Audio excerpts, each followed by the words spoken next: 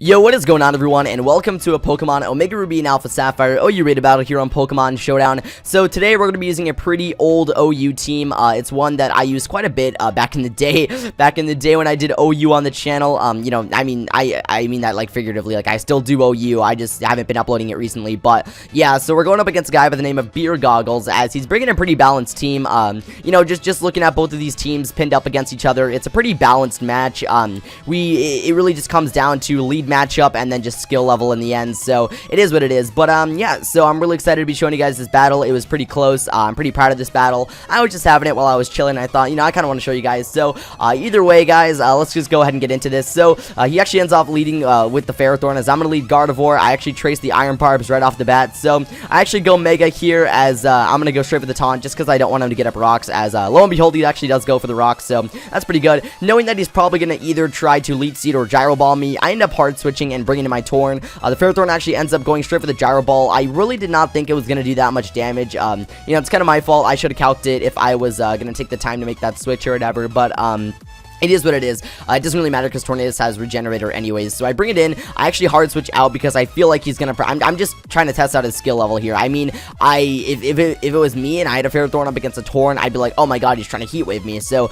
I was just seeing if he would switch out or stay in. So I end up switching out here into Garchomp, as Ferrothorn actually ends up going for the Gyro Ball, as he's gonna take some Rough Skin damage and Rocky Helmet damage. So here I'm like, okay, so I kind of know where his skill level stands. His taunt's gonna wear off. So right off the bat, he gets up his Leech Seed, as I actually just decided to go straight for the Dragon Tail, since I just don't even want this Ferrothorn in here. I mean, I would definitely want to trade rocks, but I just don't like the fact that Ferrothorn has an extra edge on me with Leech Seed. So either way, Landorus comes in here, gonna lower my attack on the Garchomp. I know it's, you know, not an optimal situation for me, so I decide to hard switch out and just go right into my Tornadus here, predicting the Earthquake, as he actually ends up going for a Hidden Power. Now, at the time, I was like, Hidden Power, okay, so if this person is, you know, in air quotes, smart enough to run Hidden Power on a Landorus, this could really be anything. I'm not going to single anything out. So, actually, at the time, I kind of thought it was HP Electric, but lo and behold, it's actually HP Ice in the end. So, he goes for the HP Electric, I'm like, or what I thought was HP Electric, and I was like, oh yeah, it did minimal damage. Maybe it was HP Electric. I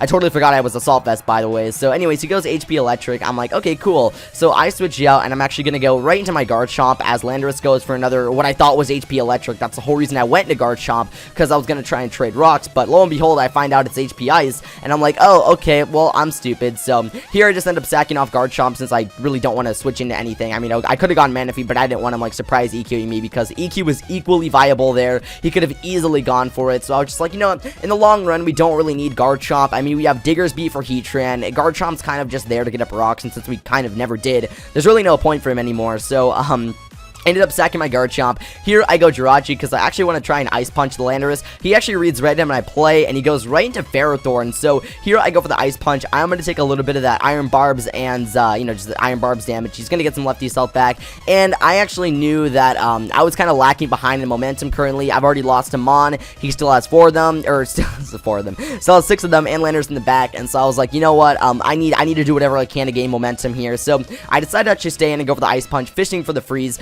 Lo and behold, actually did not grab it, as I'm going to take more Iron Barbs damage, as he actually ends up getting up the Leech Seeds. So at this point, I'm like, okay, what is the most optimal play that I can go for? And so I decided just to hard switch out and bring in my Manaphy. Very, very stupid play on my part.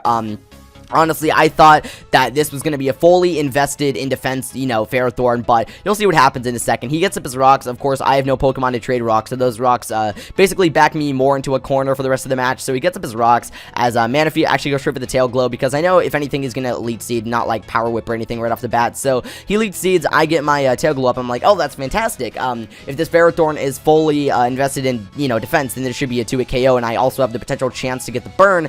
But as you guys are about to find out, I actually go for the Scald, and he actually proves to be kind of like a mixed Ferrothorn, so I don't even end up getting the burn anyways. So at this point, I'm stuck in here with this 2.5 times special attack Manaphy. I'm literally just giving this Ferrothorn health. So I'm like, alright, I gotta do something, and I gotta do it fast. So I decided to just hard switch and just bring in my Jirachi, as the Ferrothorn actually ends up going for the Gyro Ball. I know I'm able to resist it. I know I'm able to take it. And even if it was a Power Whip, I still would have been able to take it. So I just figured, you know, Jirachi is probably one of my best switch-ins. And here, actually end up, well, you'll see what happens. So basically, I go straight for the Healing Wish, just because I basically, Tornadus is the only way that I'm gonna be able to take on this Ferrothorn. I figure, if it is mixed Ferrothorn and it's already got a little bit of HP down, a Heat Wave should be able to finish it off, right? So he goes for the Leech Seed. He actually gets some back 90 with lefty. So I bring in Tornadus, and I honestly think a Heat Wave was going to be able to kill it. So bring in Torn. I go straight for the Heat Wave, but he lives it on 10%, so that's pretty unfortunate. I don't even get the burn as he gets his Leech Seed up, so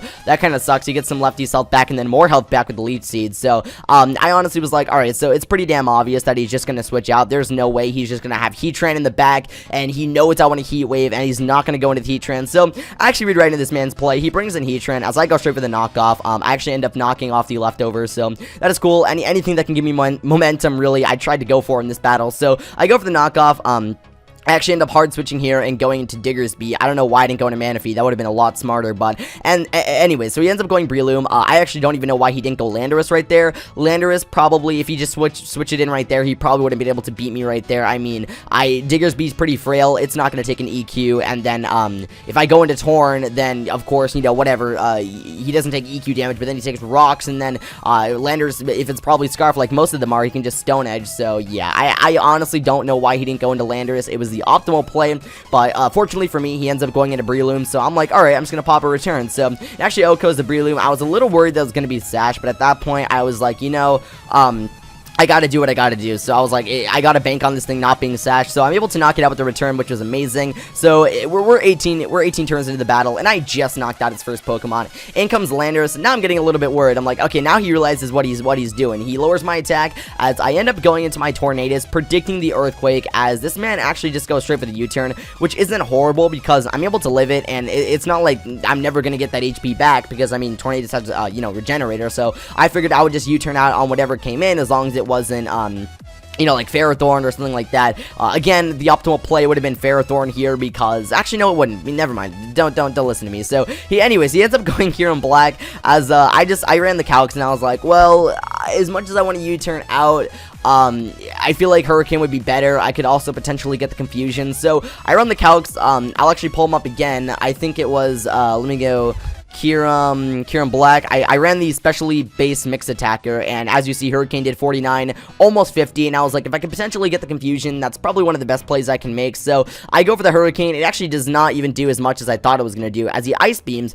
Even though I have the Assault Vest, he still knocks me out, so I'm like, okay then. Anyways, I bring in my Gardevoir here, and this is where things get a little bit sketchy.